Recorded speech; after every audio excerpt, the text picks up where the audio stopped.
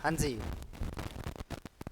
स्वागत है आप सभी का आपके अपने प्लेटफॉर्म पे ब्रदर्स एजुकेशन हब पे। तो अपनी जिस कड़ी के अंदर क्लास से ले रहे थे उसी कड़ी के अंदर अपने आज कंटिन्यू देख रहे हैं। तो सबसे पहले जो भी चैनल के ऊपर नए जुड़े हैं, वीडियो को लाइक करना, चैनल को सब्सक्राइब करना और एक अपना जो नैतिक कर्तव्य है, मैं नहीं कह सकता क्योंकि आप सभी स्वतंत्र भारत के निवासी हो, नागरिक हो, नैतिक कर्तव्य होगा एक तो अच्छा सा प्यारा सा कमेंट करना और वीडियो को लाइक करना। अगर अच्छी लगी वीडियो को लाइक जरूर करना और एक अच्छा सा प्यारा सा कमेंट और सभी ग्रुपों में शेयर भी कर देना। जो भी चैनल के ऊपर नए जुड़े हैं जल्दी से चैनल को सब्सक्राइब कर लेना, क्योंकि कंटिन्यू जो 7 बजे अपने को शाम को क्लास आती है वो आपको तुरंत मिलती रहे, कोई दिक्कत नहीं है, रोजाना आपको मिलती रहेगी। तो जो अपने हाईकोर्ट में चौकीदार के लिए जो पर्सन देख रहे थे उसी कड़ी के अंदर आज और बात कर रहे हैं।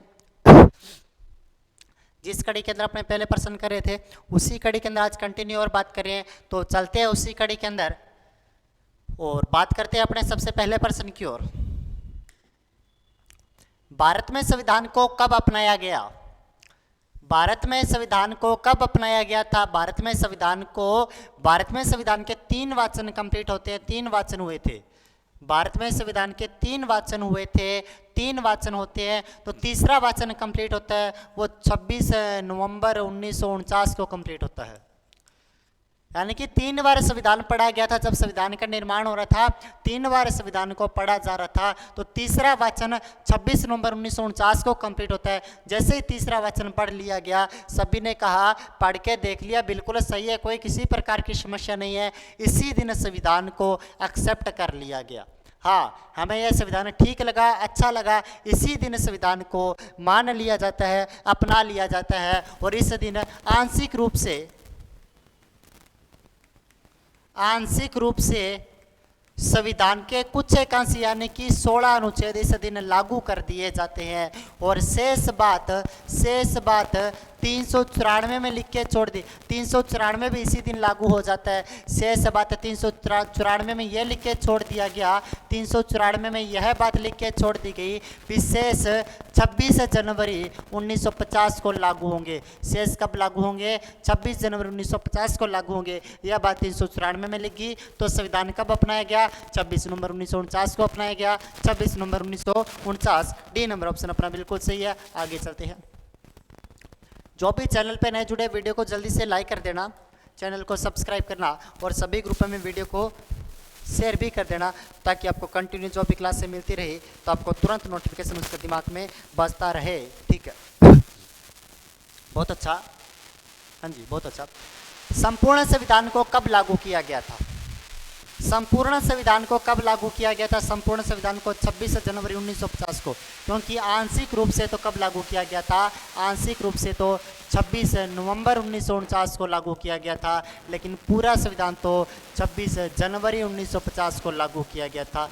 यह बात 394 में लिख के छोड़ दी गई कब लागू, क्योंकि इसी तारीख को यादगार बनाना था, क्योंकि गुलाम भारत का 26 जनवरी 1950 को प्रथम स्वतंत्रता दिवस बनाया गया था। प्रथम स्वतंत्रता दिवस बनाया जाता है कब? 26 जनवरी 1950 को। आगे चलते हैं। जो भी चैनल पे नए जुड़े हैं वीडियो को जल्दी से लाइक करना, चैनल को सब्सक्राइब भी कर देना। जो भी चैनल पे नए जुड़े हैं वीडियो को लाइक करना, चैनल को सब्सक्राइब। अच्छा, अगला प्रश्न, भारतीय संविधान का पिता किसे कहा जाता है? भारतीय संविधान का पिता या फिर जनक की बात करता हूँ। पिता फादर या फिर जनक, तो डॉक्टर B.R. अम्बेडकर को कहा जाता है। B.R. अम्बेडकर को भारतीय संविधान का पिता या फिर जनक कहा जाता है। Doctor B.R. अम्बेडकर को भारतीय संविधान का पिता या फिर जनक कहा जाता है। Doctor B.R. Ambedkar, B number option बिल्कुल सही होगा। हाँ जी।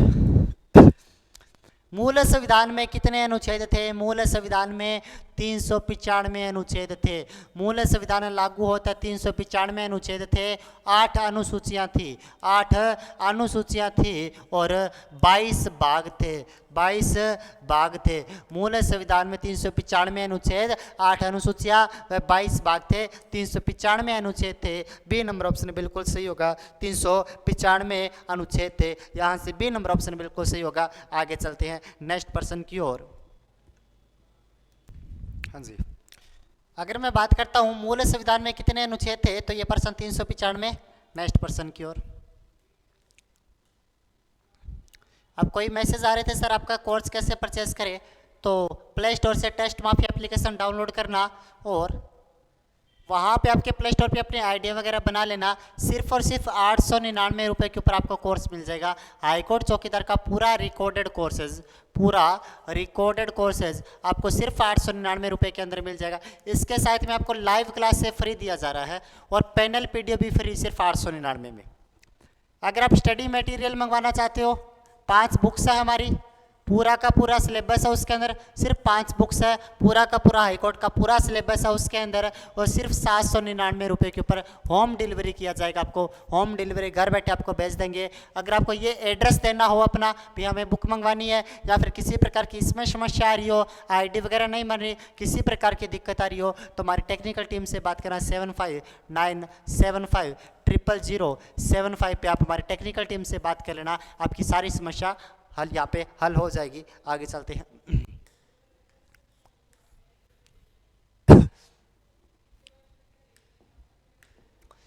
जब संविधान लागू हुआ तब उसमें कितनी अनुसूचियां थी, तब संविधान लागू हुआ तो उसमें 8 अनुसूचियां थी। कितनी अनुसूचियां थी टोटल उसके में, उस समय उसमें 8 अनुसूचियां थी। जब संविधान लागू हुआ था उस समय कितनी अनुसूचियां थी, उसमें 8 अनुसूचियां थी। संविधान लागू होने के समय उसमें कितनी अनुसूचियां थी, 8 अनुसूचियां थी। यहाँ से आपको पता होना चाहिए। आगे चलते हैं।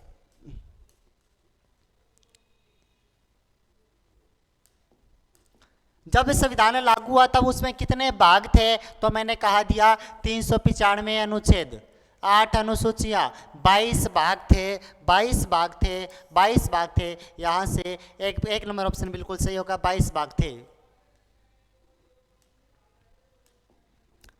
वर्तमान में संविधान में कितने भाग है, वर्तमान में भारत में जो पहले 22 थे तो वर्तमान में 25 है, पहले 8 थी तो वर्तमान में 12 है, 22 थे तो वर्तमान में 25 भाग अपने को भारत के संविधान में देखने को मिलते हैं। एक नंबर ऑप्शन। हाँ जी, वर्तमान में संविधान में अनुसूचियां कितनी, 8 थी तो 12, 22 थी तो 22 थी तो 25, 22 से 25। बेसिक सा प्रश्न आपके एग्जाम में बिल्कुल पूछा जाएगा, बिल्कुल बेसिक से प्रश्न। और आपको यहाँ से बिल्कुल भी नहीं घबराना, क्योंकि आपका हाईकोर्ट व चौकीदार के एग्जाम में बिल्कुल बेसिक से एग्जाम में प्रश्न पूछा जाएगा। बिल्कुल बेसिक सा आपको इसका नॉलेज होना चाहिए। यहाँ से प्रश्न आपका निकल जाएगा। कंटिन्यू हमारी क्लासे देखते रहना, कोई किसी प्रकार की समस्या नहीं आएगी आपको। संविधान सभा की प्रथम बैठक कब होती है, संविधान सभा की प्रथम बैठक 9 दिसंबर 1940 को।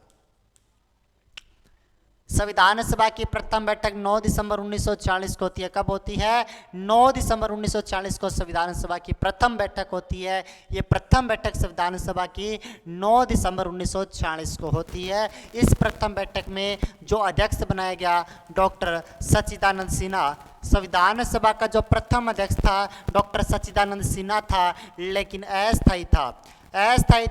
जो प्रथम बैठक में बनाया गया प्रथम अध्यक्ष था। 9 से 11 दिसंबर को दूसरी बैठक होती है और यहाँ पे डॉक्टर राजेंद्र प्रसाद को यहाँ पे स्थायी अध्यक्ष बना दिया जाता है। स्थायी अध्यक्ष कौन था, डॉक्टर राजेंद्र प्रसाद। प्रथम अध्यक्ष डॉक्टर सच्चिदानंद सिन्हा। 9 दिसंबर को पहली बैठक होती है, 9 दिसंबर 1940 को पहली बैठक।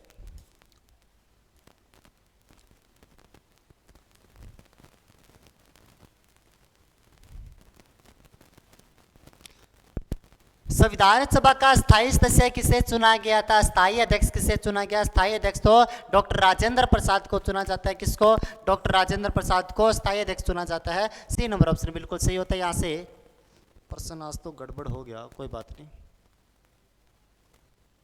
देखना। संविधान सभा का अस्थायी अध्यक्ष, ये अस्थायी लिखा हुआ है इसके नीचे, आपको दिखाई नहीं दे रहा होगा, मैं लिख देता हूँ।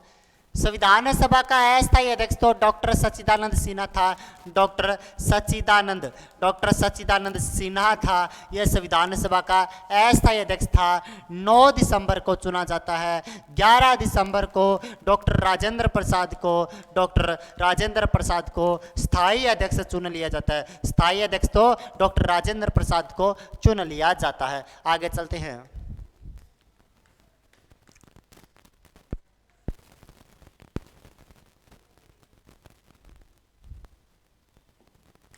हाँ जी, अगले प्रश्न की बात करते हैं अपने। डॉक्टर राजेंद्र प्रसाद को स्थायी अध्यक्ष कब चुना गया? तो स्थायी अध्यक्ष की तो मैंने कह दिया, पहली जो बैठक होती है 9 दिसंबर को होती है। पहली बैठक तो 9 दिसंबर को होती है। 9 दिसंबर को पहली बैठक होती है, 9 दिसंबर 1946 को। इसमें तो डॉक्टर सच्चिदानंद सिन्हा को अस्थायी अध्यक्ष चुन लिया जाता है, लेकिन स्थायी तो 11 दिसंबर को चुना जाता है, 1946 को चुना जाता है। किसको बनाया गया? डॉक्टर राजेंद्र प्रसाद को। तो डॉक्टर राजेंद्र प्रसाद को 11 दिसंबर की बात है, 11 दिसंबर 1946। जो भी चैनल के ऊपर नए जुड़े जल्दी से वीडियो को लाइक कर देना और चैनल को सब्सक्राइब भी कर देना और एक अच्छा सा प्यारा सा कमेंट भी कर देना। आगे चलते हैं।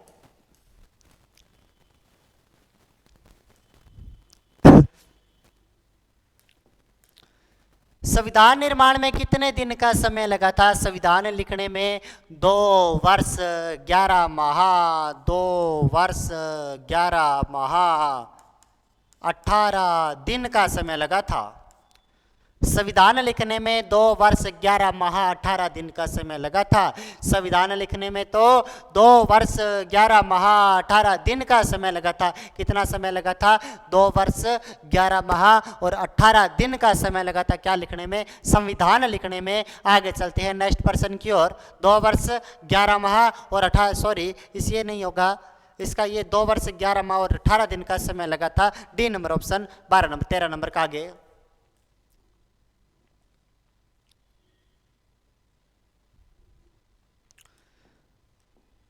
पंडित जवाहरलाल नेहरू के द्वारा उद्देश्य प्रस्ताव प्रस्तुत कर संविधान निर्माण का कार्य प्रारंभ कब किया गया था? यानी कि 9 दिसंबर को पहली बैठक, 11 दिसंबर को दूसरी बैठक, 1946 की बात कर रहा हूं मैं। 13 दिसंबर को तीसरी बैठक। पहली बैठक में तो क्या हुआ था? डॉक्टर सच्चिदानंद सिन्हा को चुना गया। दूसरे में क्या हुआ था? डॉक्टर राजेंद्र प्रसाद को चुना गया। ये तो क्या थे? अस्थायी थे। ये क्या थे? स्थायी थे। ऊपर वाले अस्थायी, नीचे वाले स्थायी। 13 दिसंबर 1946 किसकी बात करता हूं? तो 13 दिसंबर 1946 को, 13 दिसंबर 1940 को पंडित जवाहरलाल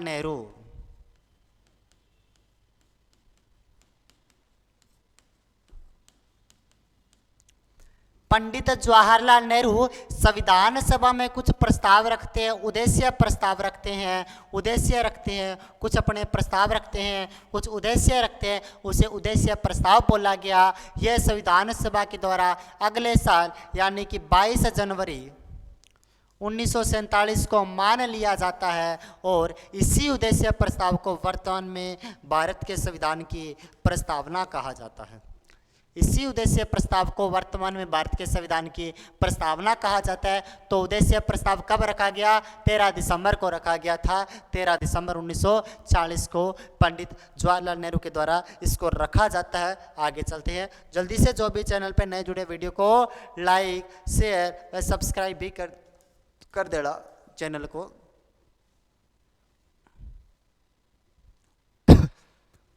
थोड़ा सा बहुत मुश्किल हो गया ना आज, दिक्कत काफ़ी आ रही है।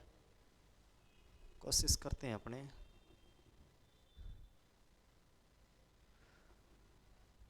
कोई बात नहीं।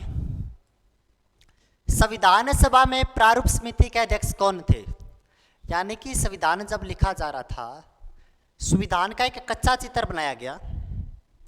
संविधान का एक कच्चा चित्र बनाया गया, कच्चा संविधान चित्र बनाया गया, यानी कि ऐसा हमारा संविधान दिखेगा। ये जो प्रारूप समिति या फिर कच्चा चित्र बनाने का जो काम सौंपा गया था, ये प्रारूप समिति को सौंपा गया था। कौन सी समिति को? प्रारूप समिति को सौंपा गया था, प्रारूप समिति को।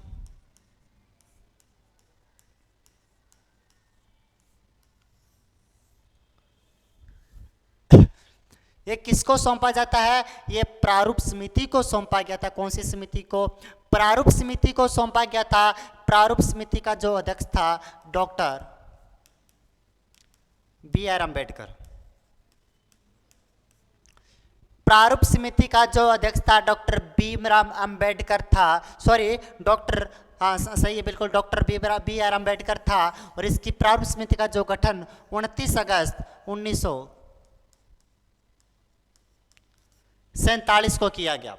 प्रारूप समिति की जो स्थापना 29 अगस्त 1947 का, इसका अध्यक्ष डॉक्टर B.R. अम्बेडकर था। इस प्रारूप समिति को पांडुलेखन समिति,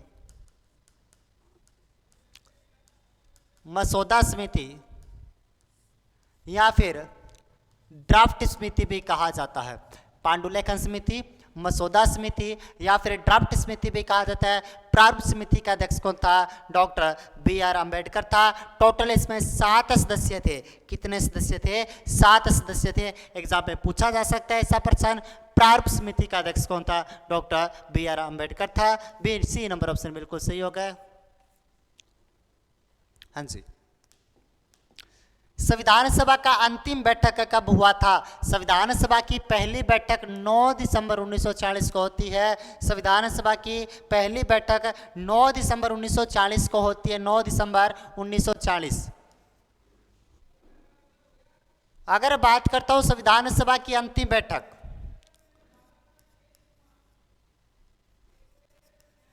24 जनवरी 1950 को संविधान सभा की अंतिम बैठक होती है। 24 जनवरी 1950। इसी टोटल संविधान सभा में 166 बैठकें हुई थी। टोटल 12 अधिवेशन हुए थे। 166 बैठकें हुई थी, 12 अधिवेशन हुए थे। पहली 9 दिसंबर को, दूसरी 11 को, तीसरी 13 दिसंबर को, अंतिम 24 जनवरी 1950 को। इसी 24 जनवरी 1950 के दिन डॉक्टर राजेंद्र प्रसाद को भारत का प्रथम राष्ट्रपति बना दिया जाता है। इसी 24 जनवरी को राष्ट्रीय गान कौन सा? जन मन गण को भारत का जनगण मन को भारत का राष्ट्रीय गान घोषित कर दिया जाता है। और राष्ट्रीय गान किसने लिखा था? रविंद्रनाथ टैगोर ने लिखा था। कौन सी बुक से? गीतांजलि बुक से लिखा गया। गीतांजलि पे रविंद्रनाथ टैगोर को क्या मिला हुआ है? नोबेल पुरस्कार मिला हुआ है। और ये जनगण मन सबसे पहले कब गाया गया था? 1911 के कांग्रेस के कोलकाता अधिवेशन के अंदर सबसे पहले गाया गया था। और इसी मैं बात करता हूं, इसी 24 जनवरी को, इसी अगर मैं 24 जनवरी की बात करता हूं, सॉरी क्या हो गया इसके, ठीक है, इसी 24 को बात करता हूं, इसी 24 जनवरी 1950 को वंदे मातरम को भारत का राष्ट्रीय गीत घोषित कर दिया जाता है। भारत का राष्ट्रीय गीत घोषित कर दिया गया। वंदे मातरम तो बंकिम चंद्र चटर्जी के द्वारा लिखा गया है। बंकिम चंद्र चटर्जी के द्वारा लिखा गया गीत है। बंकिम चंद्र चटर्जी के द्वारा इसके आनंद मठ से लिया गया। आनंद मठ, इसकी बुक आनंद मठ से लिया गया है। और यह सबसे पहले 1896 के कांग्रेस के कोलकाता अधिवेशन में गाया गया था। ठीक है, इतनी सारी बात। अंतिम बैठक कब होती है? 24 जनवरी 1950 को। एक नंबर ऑप्शन बिल्कुल सही होगा, 24 जनवरी 1950।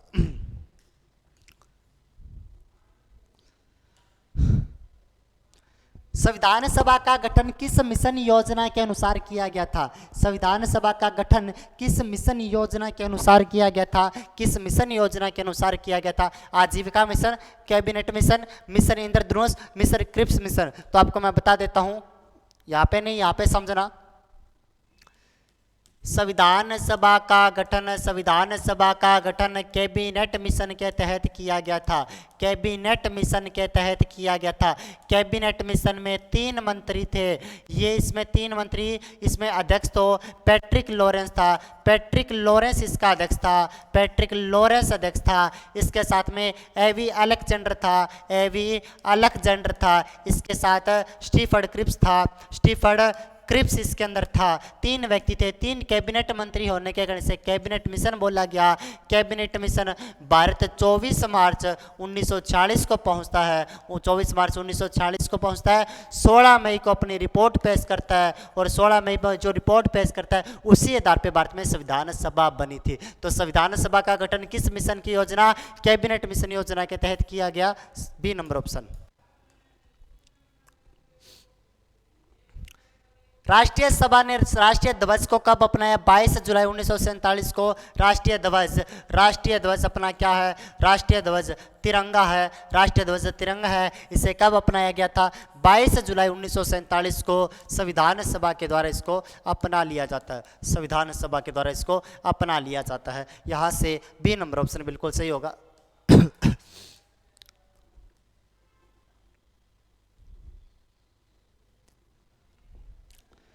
संविधान सभा ने राष्ट्रीय गान को कब अपनाया था? संविधान सभा ने राष्ट्रीय गान को कब अपनाया था? राष्ट्रीय गान तो मैंने बताया 24 जनवरी को अपनाया। 24 जनवरी 214 नहीं है, ये 24 जनवरी है। 24 जनवरी 1950। इसी 24 जनवरी 1950 को राष्ट्रीय गान को अपनाया। इसी दिन राष्ट्रीय गान, इसी दिन राष्ट्रीय गीत, इसी दिन राष्ट्रपति बना था। डॉक्टर राजेंद्र प्रसाद भारत का राष्ट्रपति बना है। आगे चलते हैं।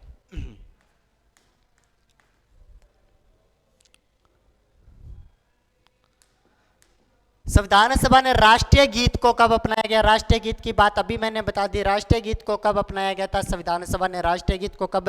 24 जनवरी 1950 को। 24 जनवरी 1950 राष्ट्रीय गीत सबसे पहले वैसे लिखा किसके द्वारा है? रविंद्रनाथ टैगोर के द्वारा। रविंद्रनाथ टैगोर के द्वारा लिखित है। कौन सी बुक से? गीतांजलि में लिखा गया है। रविंद्रनाथ टैगोर की बुक कौन सी? गीतांजलि में लिखा गया। इसी के ऊपर कौन सा पुरस्कार? नोबेल पुरस्कार मिला हुआ। नोबेल पुरस्कार, शांति का नोबेल पुरस्कार मिला हुआ है। यहीं से के ऊपर सबसे पहले तो ये 1911 के कांग्रेस के कोलकाता अधिवेशन के अंदर गाया गया था। इतनी सारी बातें यहां से देख लेना। आप कंटिन्यू बस बने रहना मेरे साथ में। बहुत सारी अभी तो आपकी 22 नंबर की क्लास हुई है। अभी तो आपकी 22 नंबर की क्लास हुई है। अपने तो पता नहीं कहाँ तक लेके चलेंगे इसको। बहुत लंबी क्लास से लेके चलेंगे। बस जुड़े रहना आप मेरे साथ में। बहुत अच्छा आपको, बहुत हाईकोर्ट का, पंजाब हाईकोर्ट का बहुत अच्छा आपको टॉपिक जीके सारा तैयार करवा दूँ। बस जुड़े रहना। अच्छा, ये प्रश्न तो मेरे को भी नहीं दिख रहा। ठीक है। डॉक्टर राजेंद्र प्रसाद को भारत का प्रथम राष्ट्रपति को, भारत लिखा हुआ है, भारत का प्रथम राष्ट्रपति कब चुना गया था? 24 जनवरी को सारा काम हुआ था। 24 जनवरी को 3 काम हुए। राष्ट्रीय गान को अपनाया गया, राष्ट्रीय गीत को अपनाया गया, राष्ट्रपति को अपनाया गया। 24 जनवरी 1950 को अपनाया गया था। यहां से इतनी सी बात अपने को पता होना चाहिए। चलो,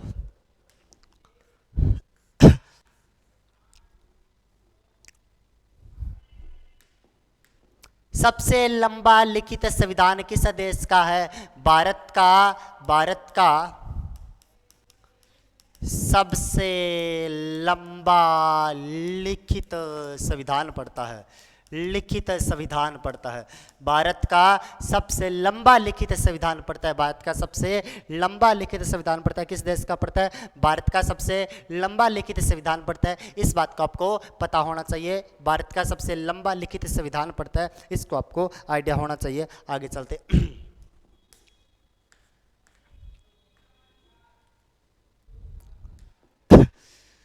42वें संविधान संशोधन 1976 को किस नाम से मिनी संविधान संशोधन भी कहा जाता है? क्योंकि इस संविधान संशोधन के द्वारा बहुत कुछ भारत के संविधान में जोड़ा गया था। इसे मिनी संविधान भी कहा जाता है, मिनी संविधान संशोधन भी कहा जाता है। तो इसका आगे कुछ नहीं, बिल्कुल फैक्ट से प्रश्न है। यहाँ से संविधान सभा का उपाध्यक्ष के रूप में किसे चुना जाता है? संविधान सभा का उपाध्यक्ष, यहाँ से सुनना 2 बातें। जब 9 दिसंबर को पहली बैठक होती है तो इसमें उपाध्यक्ष मनोनीत किया जाता है। मनोनीत जो किया गया था उसका नाम था फ्रैंक एंथोनी। पहली में फ्रैंक एंथोनी को यहाँ पे उपाध्यक्ष नियुक्त किया जाता है। दूसरी बैठक 11 दिसंबर में अध्यक्ष भी बदल दिया जाता है, साथ में उपाध्यक्ष भी। दूसरी में एच.सी. मुखर्जी व वीटी कृष्णामाचारी को यहाँ पे उपाध्यक्ष बना दिया जाता है। दोनों के दोनों निर्वाचित थे। पंडित एच.सी. मुखर्जी को यहाँ पे उपाध्यक्ष बना दिया जाता है। भारतीय संविधान में मसौदा किस दिन पूरा किया गया था? मसौदा जो 26 नवंबर 1949 यानी कि संविधान किस दिन तैयार हो गया था? 26 नवंबर 1949 को तैयार हो जाता है, इसे मसौदा कहा जाता है, 26 नवंबर 1949। और जल्दी से वीडियो को जिसने भी लाइक नहीं किया, सब्सक्राइब नहीं किया, लाइक भी कर देना, सब्सक्राइब और शेयर भी कर देना। कंटिन्यू अपने उसी प्रकार मिलते रहेंगे नेक्स्ट क्लास के अंदर। तब तक के लिए धन्यवाद। Thank you.